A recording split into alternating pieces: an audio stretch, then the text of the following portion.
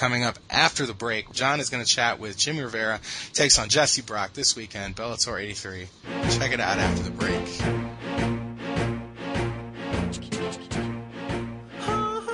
You know, I saw you had a Bellator fight coming up. I saw on your Facebook page you had you saw your pass that you were holding up, and I thought it might be a good time to talk to you. I hadn't talked to you since you were on the Ultimate Fighter, and you couldn't mention it at the time, but of course you ended up losing to Dennis Bermudez. So I know you didn't get into the house. Talk about the experience, though, just kind of fighting in that kind of a situation where you go in there knowing that you have one fight, 2 rounds to try and get on TV, and I'm sure it's not the optimal situation for a fight. Yeah, it's not. What was the Ultimate Fighter was it was a very heavy element. You're going in there not knowing the coaches. You literally meet the coaches for 5-10 minutes the day before, and then they're supposed to coach you in your corner. And like most of the time, the coaches for 5 years plus at least. And they know you know them, and they know what to get you going. Not having a crowd there wasn't a big deal. Because a lot of times I'm really not focused on the crowd. Some people can meet the crowd. Some people, like me, I'm so focused on the crowd. It's focused on, my coaches, whatever they're saying. I'm listening to them and doing that. So that's why it was, like I said, a little harder to do, because the coaches only know you for 5-10 minutes. They're trying to coach you out there, and you're like, they don't know you that well. So you really find yourself in the aspect, and you really have to, almost be your coach and the fighter at the same time. Go out there and fight and try to be the guy that's in front of you. Not even another thing is you don't even know the guy. Usually you'll find out who you're fighting. You'll study tape on them. You'll work a game plan for 8 to 12 weeks, depending on how long your training camp is.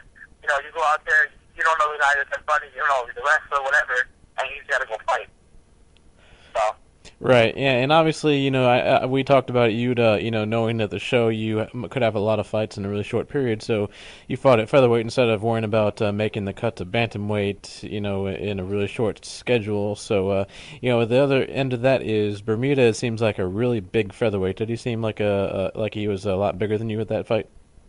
Yeah, actually, when I got back home, I checked him out, and he usually fights at 55, 155, and coming down at 145. It was pretty big. I'm not gonna lie. I tried getting as big as I could for 145, but when you only have, a month and a half, it takes time to get big. So I tried to do my best. I kind of tried to pull like Frankie Hager, but try to only cut a couple pounds, because for me at 135, I'm the big 135 pounder, and I teach it. I diet very strictly, and I get down to my weight before 135.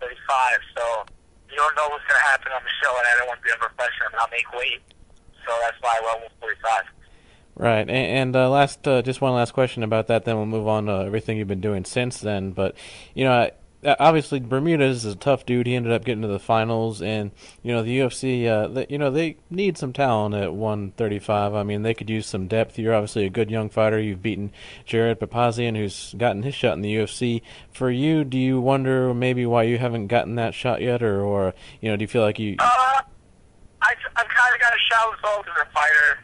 It didn't work out well. My benefit, again, I was pulled out of my element again because I was fighting at 145, and I didn't have my coaches there, which I understand. But I wonder why I didn't get my shot. I won. After the Ultimate Fighter, I fought 2 more fights, and I won the ring combat title, and then defended it. Didn't really hear much. I was like, I need to do something. I need to progress. I can't just stay at the same level. And the level of competition, at the lower levels, it gets to a point where you need to move up. You need to fight someone that's more experienced, a little harder. And me and my coaches were talking about it, and Bellator asked me a long time ago if I would do a long-term contract, but I was waiting for the OC, and to be honest, I didn't hear from him. So I'm like, listen, I need to do something. I need to progress. I'm one of those people. I need to progress and keep going. I can't just stay in one spot, So that's what happened, and I'm not gonna lie, I think one of the best things was signing with Bellator, and doing a contract with them, and progressing my career. Yeah, and obviously, you got the Bellator fight coming up in about a week and a half. But first off, you mentioned the Ring of Combat, going there, winning the title, and defending it. You fought Justin Hickey and Joel Roberts, and those guys probably aren't household names, but I mean, they've had a lot of fights themselves. They've actually fought and beaten some pretty tough dudes. So, talk about those wins and just at least being able to get back in there and get back on the winning track. It was great to get back in there and fight again after I don't even know how long I was laid off for, maybe 8 months. I was still training, but I didn't have to fight. I'm not gonna lie, they were tough guys. But really tough guys, especially Justin Hickey was really tough. And it was just getting back in there, getting the swing of things, and then from there it was just seeing what was next thing. Getting back in there was good. And like I said, I can't say anything bad about those guys. Those guys are tough guys. They went all through 5-minute rounds. They came in there to fight, and I just try to work my game plan and stick to my game plan and what my coaches and I have discussed, and just going from there. Right, and obviously, like you said, you were you're looking to get on a bigger show and make your mark on the national stage. But is it at least a little bit cool to be able to fight near home and kind of with the local crowd behind you? Yeah, I love it. I love fighting on my home with AC. It's just home. It's great. And, even AC or even New York City, I mentioned hopefully one day it gets past MMA, but it's great fighting in my home, in my backyard, especially, basically my debut as, a Bellator fighter. So I'm really excited for it. Yeah, obviously, and of course, the fight Bellator coming up. Like you said, you were sort of waiting for the UFC, and things weren't kind of working out there. But Bellator's a good brand, and moving to Spike TV.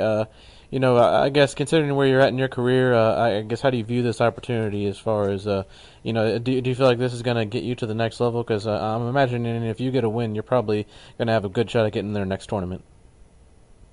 Yeah, I get the next one definitely progress as I get into the next tournament coming up. I think Bellator is gonna really even skyrocket more. They're on MTV2. MTV2 is not really known to have fights. They're known for reality shows. They're going to Spike. Spike's known for fighting. They're all about MMA. Everybody that knows Spike about MMA. Even people that used to watch UFC, like, where UFC is going? They're like, Fox. It's weird to them because people are like fighters are so used to Spike of watching that and watching see on there and watching all the events and the prelims on Spike. I think Bellator is gonna really skyrocket, and it's really gonna help a lot because I feel like that's the home for MMA is Spike TV.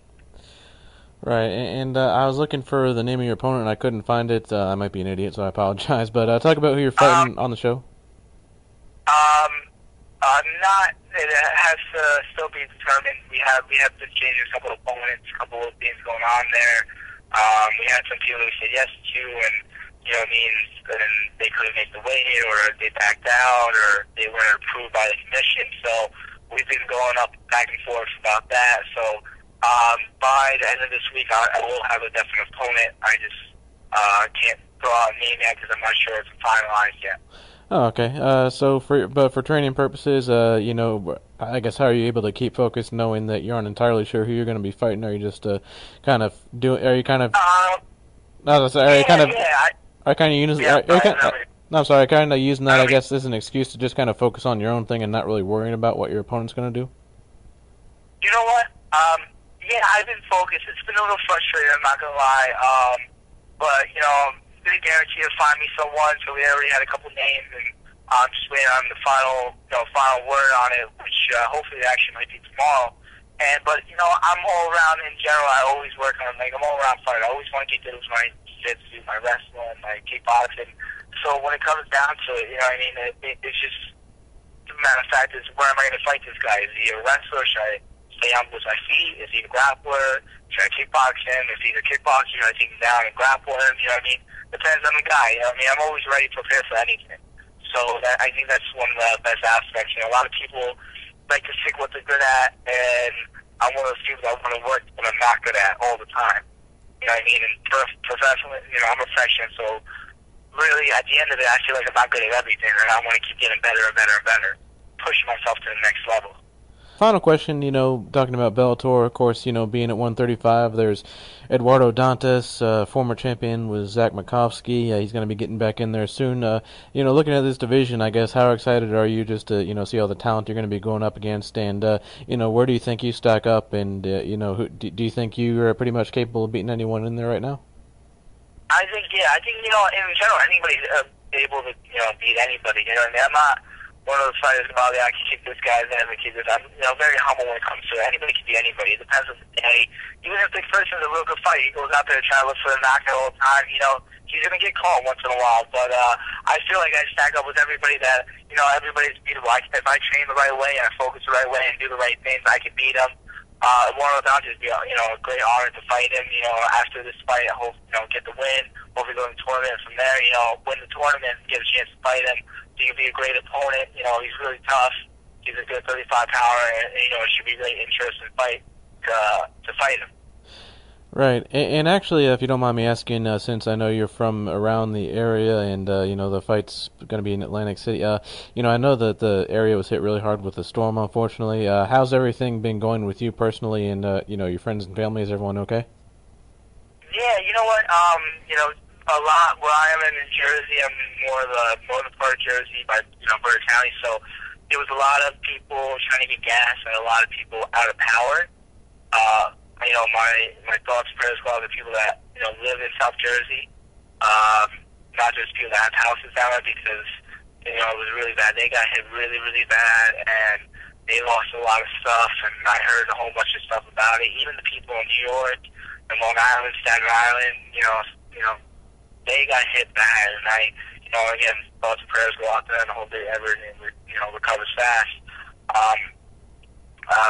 By me, it was okay, but it did affect a lot of people, because we have people all over the place, from New Jersey to Connecticut to Long Island to Staten Island, that come and train with us, that are, work at a terror school as an instructor, owner, and come train in the headquarters in Elmwood Park, where I live in New Jersey, and it kind of was, training purposes, it wasn't the best because everybody was affected by it.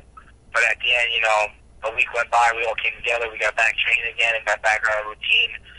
Whether we had power or not, we just kept going. Fortunately, I had power the whole time. I lost power for 30 seconds and came back on, and I got very, very lucky that I didn't lose it anymore. Right, all right. Well, that's great to hear, and always, appreciate having you on the show once again, and hopefully we'll have you on again, assuming, we're expecting you'll get the win, and we can hopefully have you on again before you get in the tournament, but good luck. It's going to be Bellator December 7th in Atlantic City, Bellator 83. Jimmie Rivera is going to be taking on, hopefully somebody, but good luck with the fight, and good luck in Bellator, and we'll hopefully have you on again soon. Before you sign off, feel free to mention any sponsors or thank yous you want to do. Yeah, I want to, just a quick shout out to Gamma Labs, again, Tyler Showman, my coaches, Danny Showman, Ron Showman, my boss coach, Ray Velez. If you can, follow me on Twitter, Jimmie Rivera 135, and I want to say thank you to all my fans, always there for my support and my family, too. All right, great. Well, thanks again, and we'll talk to you soon. All right, take care.